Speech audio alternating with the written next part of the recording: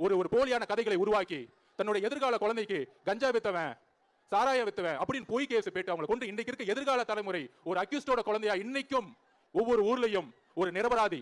மாண்புமிகு முதல்வர்களே, ஜெய் பீம் படம் பார்த்து நீங்க சொன்னீங்க, படத்தை பார்த்து அழுகுறதான உங்க வேலை, உண்மையை பார்த்து அழுகுறதா உங்க வேலை கிடையாது. அந்த படமும் உங்க மகன் தான் எடுப்பாரு. அந்த படத்தை பார்த்துட்டு சொன்னீங்க எனக்கு 3 நாளா தூக்கம் வரலன்னு ஜெய் பீம் படம் பார்த்துட்டு. மாண்புமிகு முதலமைச்சர் அவர்களே, கோகுல்ஸ்ரீ 17 வயசுல லாக்அப் டெத்ல ஒருத்தர் இறந்தார் அடிச்சு, அந்த அம்மா இங்க நின்னுட்டு இருக்காங்க. அந்த அம்மாவுக்கு யார் பதில் சொல்லுவா?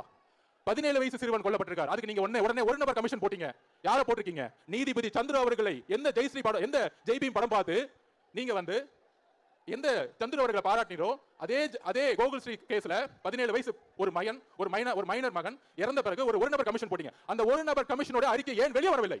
ஏன் வெளியே வரல? ஊடகம் இதை நோக்கி கேட்க வேண்டும். எப்படி அஜித்குமார் அவர்களுக்கு ஒரு அநீதி இழைக்கப்பட்ட பொழுது 31 கொலைகள் இன்று முதல்வரால் மறைக்கப்பட்டு மனித அநீதிக்கு எதிராக, மனித உரிமைக்கு எதிராக முதல்வர் அவர்களாலும் உள்துறையாலும் மறைக்கப்பட்டிருக்கு.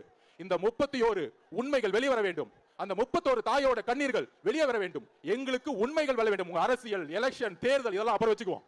ஆனால் உள்துறை அமைச்சராக இருக்கக்கூடிய நீங்கள், எதிர்கட்சி கூட்டணி கட்சி சொல்றாங்களே காவல்துறை மேல கடுமையான விமர்சனம், காவல்துறை மீது தவறு சுட்டி காட்ட முடியல. காவல்துறை நிர்வகிக்கக்கூடிய தலைவர் யார்? அந்த உள்துறை அமைச்சர்.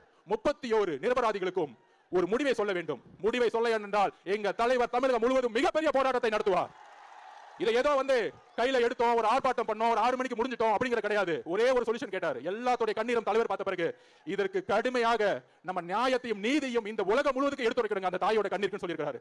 அதுக்கான உடைய ஆர்ப்பாட்டம் தான் இன்று மாண்புமிகு முதலமைச்சர் அவர்களே, ஒவ்வொரு அரசு கொலைகளும் ஒரு நியாயம் இருக்கிறது. நீங்க எப்படி படம் பார்த்து சந்துரு அவர்களை பாராட்டினீங்களோ, நீதிபதி சந்திர அவர்களுடைய அறிக்கையை இன்று இரவுக்குள் வெளியிட வேண்டும். நீதிபதி சந்திர அவர்களே, உங்களுக்கு நீங்க ஒரு உண்மையானவர்கள் இல்லை என்றால் நீங்கள் வெளியிடுங்கள். எப்படி ஒரு மனித உரிமைக்கு எதிராக நீங்கள் குரல் கொடுத்தீங்களோ, இந்த அரசினுடைய உண்மையை வெளிக்கொண்டு வர வேண்டும். நன்றி, வணக்கம்.